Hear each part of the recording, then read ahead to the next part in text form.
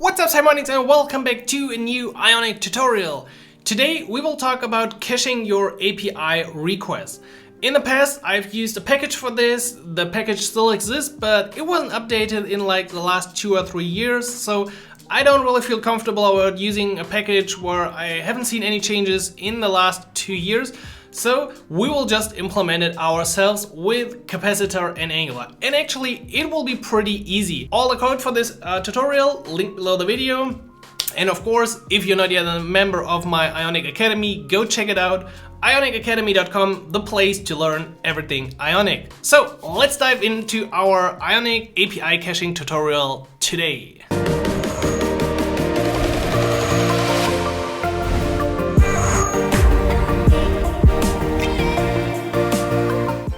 Alrighty then, let's get into our application. We can begin today as always with a blank new Ionic application, and we need 2 services to separate our logic a bit. One for the API calls and one for handling all the caching interaction with Ionic storage. And that's also what we need to install next. The package is now in version 3, so we have to install add Ionic storage Angular instead of just Ionic storage. That's a tiny difference. As well as we want to cache quite a few information perhaps, so if you want to cache all of your JSON responses from the API, it will be a lot of data in the end, so I would recommend that you install the SQLite storage Cordova plugin. Because this will use the underlying SQLite database on a real device. Now, of course, since we're using Capacitor, we can just install it with npm. So npm install Cordova SQLite storage, and we also need to install this driver. I found this on the official documentation of Ionic Storage version 3, so this is the way. Let's close this and see what we need to import. So since we want to make HTTP calls, most likely we need a HTTP client module. Let's put this here. Next step is the Ionic storage module. Now from storage Angular, but that's only the first part because we need to call for root. And since we now want to pass in our own configuration, which is the drive order, so you could also specify the drive order in the past, I think, but it looked a tiny bit different. So we can now also import drivers from Ionic storage. That's actually automatically available under Ionic storage. But we also need one more import from the package that we installed, which is the Cordova SQLite driver. And now we can specify the order, so which underlying storage mechanism should be used first. And if we want to use on a device the Cordova SQLite implementation, we're going to put this in the first place, and we use driver. And for the second option, we use the drivers object from Ionic and then indexed DB for the web. Okay, that is our setup in here. And with that in place, we can continue to our caching service. So I've already started the application serving, just change the color here, nothing so far in it. And let's begin with the caching service. First of all, let's make sure that we initialize storage correctly, because that also changed with where's the import? Are we using Ionic storage? Yeah, I think like this, or storage Angular. I'm still a bit confused because I feel like both options work. So really not sure. Maybe you can give it a try. Both options should work. I would actually try to use this now. Okay, first of all, we want to initialize our storage. That looks horrible, not the way I wanted to have it. I just want to have my own initializer. Come on, what's going on? You good? You feel good? What's wrong with you? Still strange characters in here? Yeah, what? Cannot find init storage? Didn't know. Come on. Ah, good beginning. Let's just reload it. I really just want to call it init storage. Why am I not allowed to call it init storage? Let me do what I want, please. Oh, it's called async. I bet. Let's not talk about that. Okay, this.storage, we can finally begin and call define driver. That's also necessary in order to use the Cordova SQLite driver, and we just pass it in just like we did before. And the next step is always mandatory. Doesn't matter if you're using Cordova or not. You have to call create in the beginning. And since we want to call this as early as possible in our application, my recommendation is to use your app component. Simply inject the caching service, or you could actually also inject storage in here. That will work fine as well. Yeah, well, I would just say let's do it like this, and then call caching service in it. Perhaps you have other initialized calls in the beginning as well. So this will set up our database. Now we need a few functions. What we need to do is we need to cache requests. So once we get back at some point data from the API, we want to cache those requests.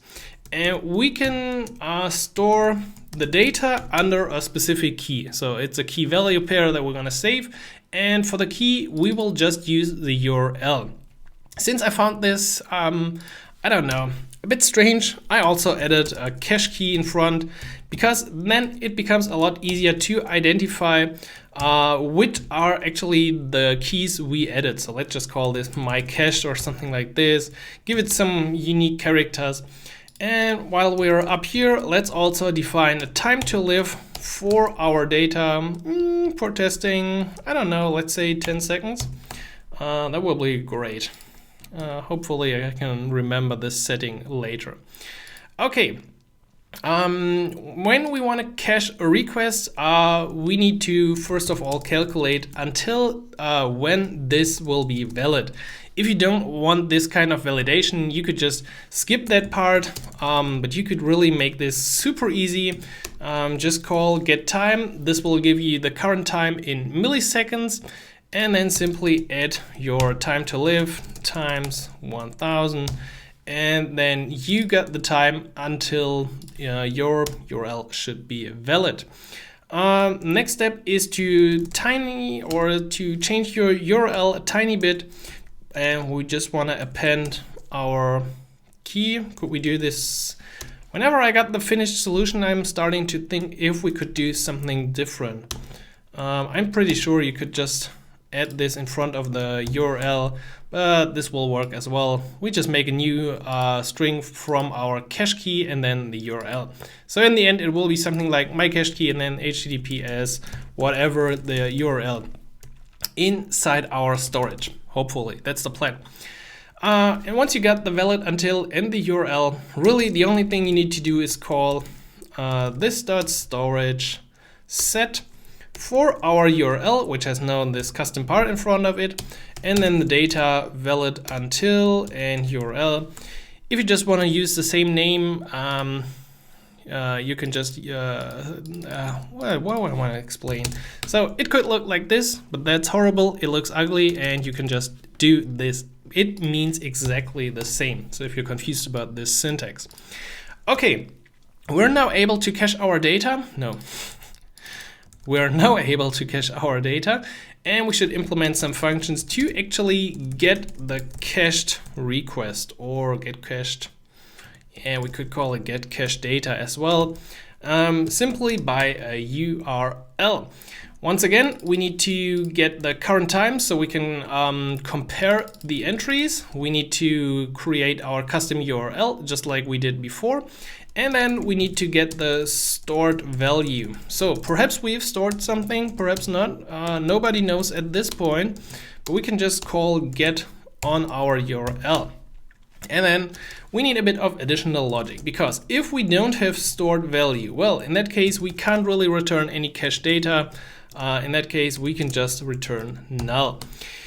On the other hand, else if the stored value valid until is below the current time, that means our entry time to live has expired, and we can likewise return null. But at the same time, I would recommend that you also remove from the storage the key, which is the URL. So if it's not valid anymore, there's no point of keeping it inside the storage. We can just remove it. On the other hand, if we got value and if it's still valid, then we are lucky persons and we can return stored value dot data. So data here, data here. Great. To have a little bit of testing, I also added 2 more functions. So one to clear all the cached data. We could actually call on storage the clear function, but the problem is this will clear the entire key value store. And if you have perhaps some settings like user has seen some intro or some user keys or whatever other information, you would also lose that information. So that's maybe the whole reason I introduced the cache key in the end, because now we can iterate all the keys from our storage objects and check if it starts with our cache key and then safely remove it, because that means we're only removing our cached information. And if you just want to invalidate one, well, then you could just create the right URL or the right key and then remove that. This is our basic, super simple caching service. And now we just need to use it in the right places within our API service, and then we can make requests. So let's say we want to get some users from an API. That means we need the private HTTP client, and we most likely need our just created caching service. Now, if we want to get the users, let's first of all define the URL. I will just use the random user API. This should return 10 results. There we go. So 10 results looks great. Normally we would make an HTTP call. There are now 2 options how we could approach this whole caching. The first option would be to use an interceptor. Within the interceptor, we could then check if we have data. We could fake the response because we're loading now the data locally if we have something cached, and then return that data. That would work. The same would work if we just create a function in here, like an additional function that we call private get data. So basically this get data function will be the real function to load the data. And we will also pass force refresh. So we have a mechanism to say, okay, for this URL, please definitely make an HTTP call. And now within get data, we could check first of all if force refresh is set. In that case, we would simply return this.http get, or if you have some post, doesn't make sense with caching post data. Nah, not really, I don't think so. Then just create another post data private function. Okay, other case, if we're not force refreshing the data, now it becomes interesting. Because at this point we want to get from the caching service the get cached request URL. And at this point we will notice something, because we've already seen here we return an observable. So let's type this to make sure we are getting all the possible errors in the world. If we would now simply go ahead something like this, we will get an error as this get cached request returns a promise. All the interaction with Ionic storage returns a promise, while this is returning an observable. So that means we need a bit of additional logic in here as well. Therefore, let's say const stored value equals, and we can't really use await in here. We want to keep the flow of the observable right, so we're going to use from to convert a promise to an observable. If you're not sure about this, check out all the recent videos I had about RxJS and operators, and you will most likely understand better then. But basically, it just transforms a promise into an observable. That means we are now able to return the stored value. And then our function would be happy already. But that's not really all, because this could be a problem. So we will just return stored value and add a pipe block instead. And within we're gonna call switch map, because we will switch to a new observable. And I will show you how. Because the problem is our cache data here could be null, simply because it's just not there or because it's invalid. And if we don't have a result, we actually need to make an API call. So we will just return this once again. On the other hand, if we have data, we need to follow the scheme of the switch map interface. So we need to return an observable. So we can just return off result. That's really just to make TypeScript happy and keep the signature correct in here. Now, at the same time, when we make a get call here, we also need a way to store the data. So let's introduce another function. We're already outside, and let's call this call and cache. And within this function, we will just return this.http get our URL. And the important part is that we have a pipe block. For testing, let's also add a little delay of 2 seconds, but this is really make a note just for testing. The most important part here is to have a little tab function in which we got already the result from the API, and now we can store it within our cache. So we can call a caching service cache request with the URL that we passed, and the data is simply this. Tab doesn't need to return anything. Yes, please edit somewhere, doesn't care. And then we can replace the occurrences here of our get request by call and cache the URL. That makes sure that whenever we actually make the request, we are at the same time also caching it. And it comes into this place as well. So now we could call get users. We got the URL, and the only thing we need to return is this dot get data. Get data. We need to pass in the URL and force refresh as well. So let's pass this through, and there we go. We can now from our front end easily call get users to see or to get the data, and we can say if we want to get the stored data or try to actually get the stored data or get a completely fresh set of data. Let's see this in action because we haven't seen anything in action so far. That's always the case when you're working with caching. So let's add the API service within the homepage, and let's also keep track of some users in here. And then maybe I'll just bring it in because it's not too hard anymore.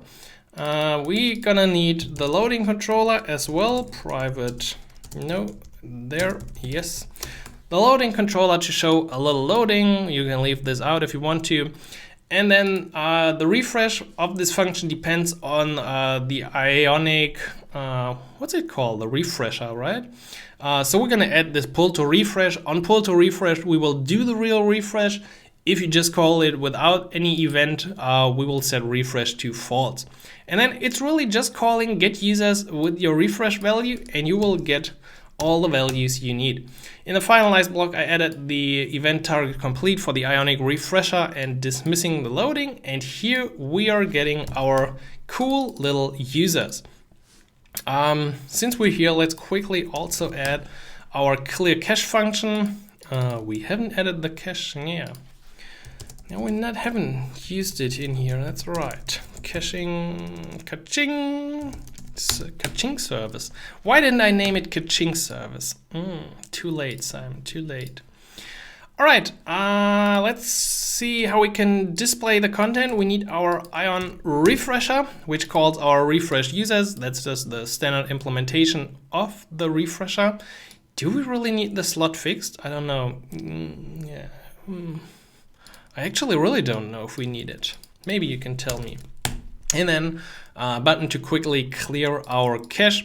And the interesting part is our list of users. I'm just iterating the random user API.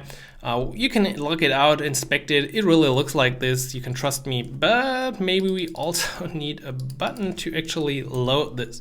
So from the button, we will just call refresh which means our refresh will be false, and that means we're getting some data. It only supports binding, yeah. I should have logged the value to show you why the next step is necessary. The result from the random user API looks like this. So there's another results array in here. That means we need to transform the result a tiny bit. I would always recommend to do that kind of operation within your service. Just have a little map block, and we're gonna map res to, yeah, we could do it like this, or we could do it like that. Doesn't really matter once again. Okay, can you please import map from operators? Thanks. Okay, so we're directly accessing that value, which means our view gets the right data, an array of items. Now, oops, that was the forced refresh. Did we get different data? I just, let's try to load again. Load, as you can see, immediately returns all the data. So I can hit this again, and I think the time to live of our data expired. And we can also see this now within our application.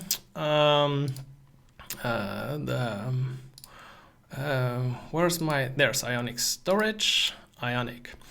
And I actually had something else in here. I can show you this in a second as well, so we can see multiple entries. But here is now the cached entry, my cached, with the URL, AP results, and valid until, and the whole data stored within.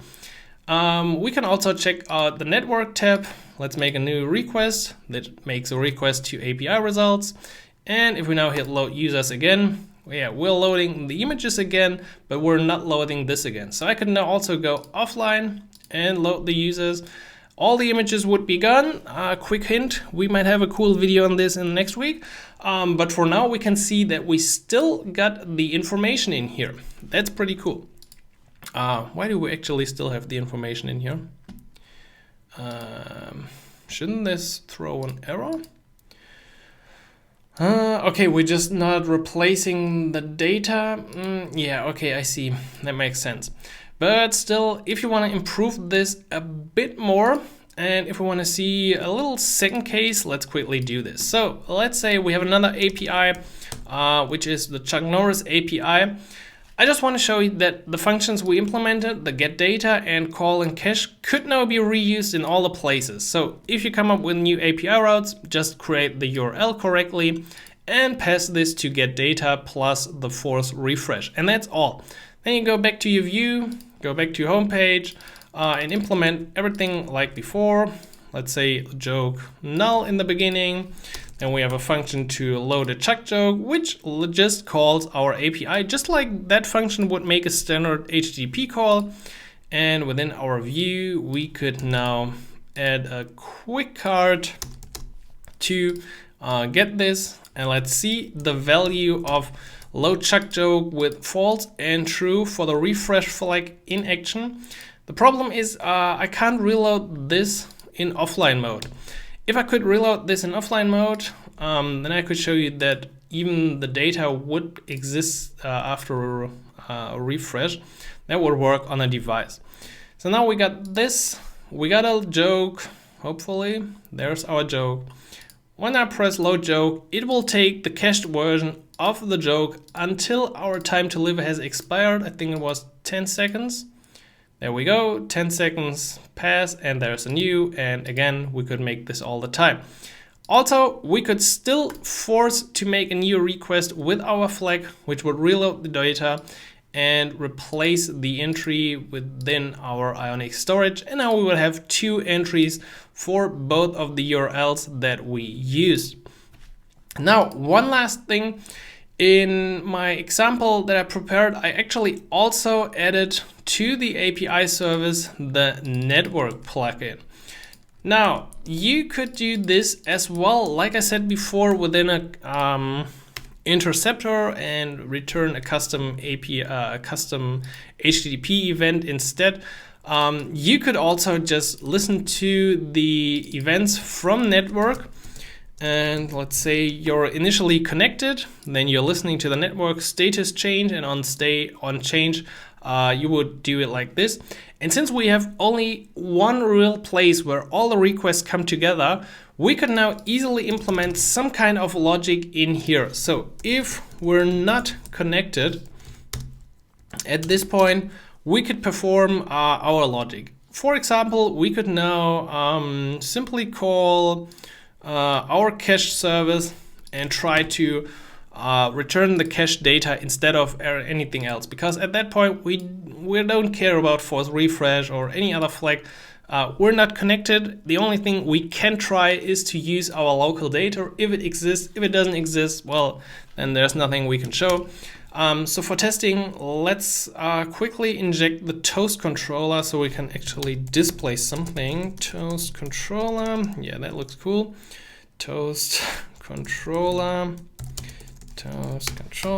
and then I minus toast. Get rid of this, get rid of that. We can't use await in here now, so let's do it the old school way with the then block. That will be fine for today as well. I think we can live with that. Just make sure the toast is created before we display it. That's all we need. So if we're not connected, well, you are viewing offline data, perhaps a little note, and then we still try to get the cached data back. In fact, we won't see a difference here. But hopefully we will not see an API error anymore. Let's go to network, let's go offline, and let's load the users. Ooh, yeah, okay, we're getting the error for all the images. Once again, the hint could be something about this coming next week. And we also get a little promise error here. The problem is that if you're offline and you haven't used the toast before, Ionic components are lazy loaded and now they can't load the toast. So there was a ticket on GitHub, let me quickly show you, and as far as I know, it should still be open. Or actually I think it was closed, but it wasn't really finished. So there was a solution which was kind of ugly, but was fine for today. And that was to, in the beginning of the constructor, create a toast without animation, presenting and dismissing it immediately. That just makes sure that we have loaded the toast at least once in the beginning. So we're gonna go back to no throttling. Then we can load our users. Then we can go offline again and we can load the users. And the only error that we get right now is from the portraits, but we would still get the data. And even if you're now on a device and close the application and open it again, you would get back all the information since it is stored not within your memory, not with, where's my application? There, right here. Just make sure that when you're working with the valid until like this, that you set it to something more reasonable, set it to something like an hour or even more, depending on how long you want to cache your data. Besides that, our bin should also work, so that returns or removes all the data from storage. Perhaps might be helpful in some cases where you really just want to invalidate all the cache data for whatever reason you weren't really whatever, or in specific cases to invalidate one entry. But so far, we've seen the caching in action. We've seen that it still works in offline mode. We could also see it on a device, but when I go offline on a device, I can't broadcast anymore. So that's up to you to check out the functionality on a device, but trust me, it will work. Alright, and that's it once again for today. I hope you enjoyed this quick video on caching your API results. It's really not that hard. We had a tutorial on using the offline mode in the past, so you could really combine this in a great way. In that tutorial, we used like a little queue for sending out post requests or keeping track of them if you're not connected. And you could easily implement this with this mechanism as well. As you've seen right now, our images are not displayed, so we have only cached the real text data, and we have to come up with a solution for the image caching. And I think that looks like something for a new quick win, and maybe you're gonna see something about this next week. So definitely stay subscribed, hit the like button so you get notified about the next videos, and then I will catch you hopefully soon. So happy coding, Simon.